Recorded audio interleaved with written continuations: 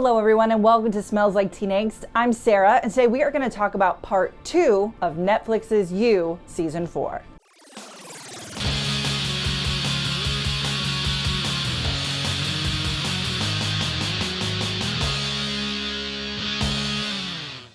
What's up everyone and welcome to Smells Like Teen Angst. I'm Sarah and today we are going to talk about Netflix's You Season 4 Part 2. Now if you haven't seen Part 1 of Season 4, go back and watch it because I'm going to discuss it just a little bit in a little bit of a spoilery fashion. And then we'll get into the review of Part 2 for Season 4. So Part 4 left off on a pretty big cliffhanger. We find out that Reese is the person who has been hunting Joe. He and Kate go their separate ways, but do they? And Phoebe and Adam are a little bit on the rocks, but Adam is also now still plotting an engagement.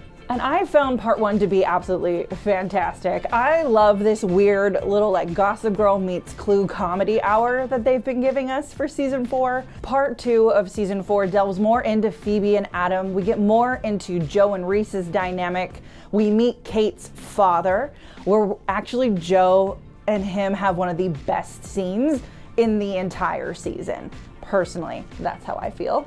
That said, Part 2 of Season 4 does another tonal change, and for me, wasn't that great.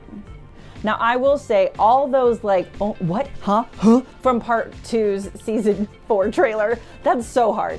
Anyway, all of that does get explained. All of this with Joe and Reese and why he's after him gets explained. But I don't like it. I don't like it. In this back half of Season 4, there are a ton more twists, turns, and reveals, some of which are earned, most of which are not. Sometimes it's really hard for me to discuss things that I don't like without spoiling it. But I'm sure if you're familiar with other reviewers, we are giving a long list of things we are not allowed to talk about. So here we are. Personally, I felt the back half of this season, like it started off so strong, and I love this weird little cat and mouse and Joe being another fish out of water in this element. And then I feel like it just got lazy and predictable, and I no longer cared. His relationship with Kate takes a very interesting turn that in the end, I don't like it because it doesn't make any sense. And it's not that I need this show to make perfect sense, because this show is very surrealist. It's very whatever CW fun. But I do need to be able to justify it in some way. And a lot of the reasonings that happen and come out in the back half of the season, to me, I can't even justify to myself. And to me, that just feels like lazy and bored. Penn Badgley absolutely kills it as Joe Goldberg. I think he is so good in this role, and it makes me really sad that I do not care for the back half of this season. It feels like Penn Badgley is done.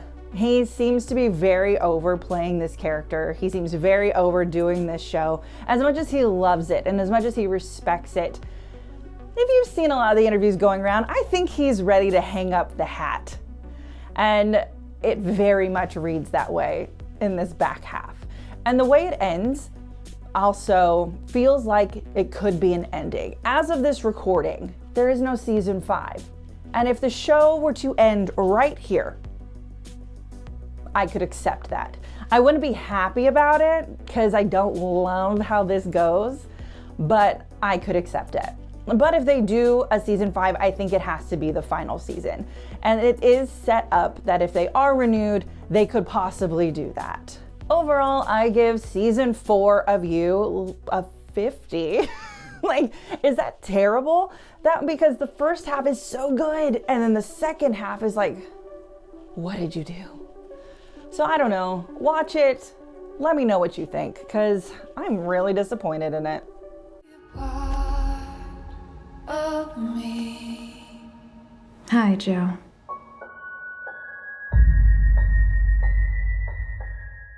Thank you guys so much for watching. Again, I'm Sarah. Make sure you subscribe to our channel, comment, let me know what you think of the second part to Season 4 of You. Thumbs up this video and ring that bell so you don't miss out on any more angsty videos. Bye.